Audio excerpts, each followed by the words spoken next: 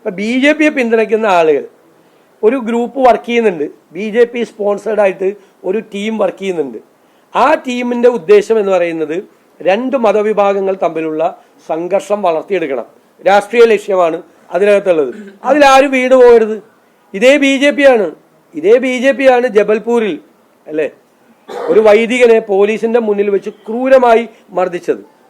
കഴിഞ്ഞ 2-3 വർഷമായി നൂറുകണക്കിന് ആക്രമണങ്ങളാണ് പ്രാർത്ഥനാ കൂട്ടായ്മകൾക്ക് നേരെ, ക്രിസ്മസ് ആരാധനകൾക്ക് നേരെ എല്ലാം ഉണ്ടാകുന്നത്. ഇപ്പം ഇന്നലെ ഒരു പുതിയ ഉത്തരവുണ്ട്. കേന്ദ്രഭരണ പ്രദേശമായ ചണ്ഡീഗഡിൽ ദുഃഖ വെള്ളിയാഴ്ച പ്രവൃത്തി ദിനമാക്കി പ്രഖ്യാപിച്ചിരിക്കുകയാണ്. വെല്ലുവിളിക്കുകയാണ്.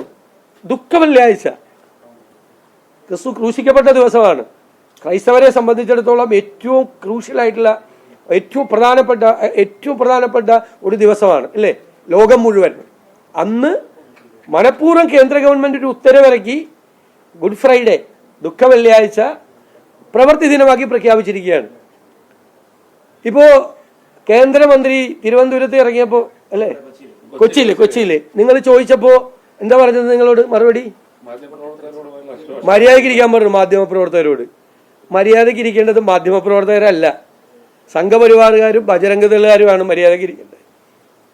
ഞാൻ സുരേഷ് ഗോപി കേന്ദ്രമന്ത്രിയാണ്. അദ്ദേഹം ഒരു സിനിമാ താരം എന്നുള്ള നിലയിലല്ലല്ലോ അദ്ദേഹത്തോട് ചോദിച്ചത്. BJPയുടെ കേന്ദ്രമന്ത്രിയാണ്. തൃശ്ശൂർ ജില്ലയിൽ നിന്നുള്ള ഒരു വൈദികനാണ് ആക്രമിക്കപ്പെട്ടത് മധ്യപ്രദേശിൽ BJP ഭരിക്കുന്ന സ്ഥലത്ത്. തെരഞ്ഞെടുപ്പ് കാലത്തെ പള്ളിയിൽ സ്വർണ്ണകിരീടമായിട്ട് പോയാൽ മാത്രം പോരാ, അല്ലാത്ത സമയത്തും ക്രൈസ്തവർക്കെതിരെയുള്ള ആക്രമണങ്ങൾ സംരക്ഷിക്കാൻ, അവരെ പ്രൊട്ടക്ട് ചെയ്യാനുള്ള ബാധ്യത കൂടി ഈ കേന്ദ്രമന്ത്രിക്കുണ്ട്. അപ്പൊ കേന്ദ്രമന്ത്രിയും BJPയും അതിന് മറുപടി പറഞ്ഞാൽ മതിയാവും. ഇപ്പൊ അവിടെ പോയി ഈസ്റ്റർ കാലത്ത് ക്രിസ്മസ് കാലത്ത് കേക്ക് വിതരണം നടത്തും, വീടുകളിൽ പോയി കെട്ടിപ്പിടിക്കും. അതിന്റെ രാജ്യത്തുടനീളം പള്ളികൾ ആക്രമിക്കുക, ക്രിസ്മസ് ആരാധനകൾ തകർക്കുക. ഇതൊരു തീർത്ഥാടനം നടത്തിയ ആൾക്കൂട്ടത്തെയാണ് തടഞ്ഞു വെച്ചത്. അത് അന്വേഷിക്കാൻ പോയ വൈദികനെയാണ് ക്രൂരമായി ആക്രമിച്ചത്.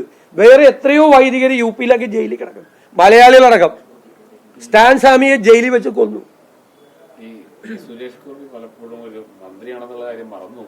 അല്ല, മന്ത്രിയാണെന്ന് മറക്കാൻ പാടില്ല. മറുപടി പറയാനില്ലാണ്ടാണ്. ഞാൻ ചോദിച്ച ചോദ്യത്തിന് അദ്ദേഹം പറയട്ടെ. സ്വർണ്ണകിരീടവുമായി തെരഞ്ഞെടുപ്പ് കാലത്ത് പള്ളിയിൽ പോയാൽ മാത്രം പോരാ. അത് കൊടുത്ത സന്ദേശം എന്താന്ന് ഞാൻ അതിനെ തെറ്റൊന്നും പറയുന്നില്ല, അതിന് ഞാൻ തെറ്റു പറഞ്ഞതല്ല. അദ്ദേഹം പോയി, അതിന് കൊടുത്ത മെസ്സേജ് എന്താണ്? അവരെ കൂടി ചേർത്ത് നിർത്തുമെന്നല്ലേ അതിന്റെ മെസ്സേജ്. ഇപ്പൊ അവര് സ്വന്തം നിയോജക മണ്ഡലത്തിൽ ഒരു വൈദികൻ ആക്രമിക്കപ്പെട്ടപ്പോ ചോദിച്ചപ്പോ മറുപടിയില്ല അല്ലേ, മറുപടിയില്ല. പിന്നെ ഈ ബില്ല് പാസ്സാക്കിയത് കൊണ്ട് മുൻപത്തെ പ്രശ്നങ്ങൾക്ക് പരിഹാരം ഉണ്ടാവോ? ഉണ്ടെങ്കിൽ അവർ ചെയ്യട്ടെ. അപ്പോൾ നമുക്ക് അവരെ അഭിനന്ദിക്കാം ചെയ്യുവാണെങ്കിൽ.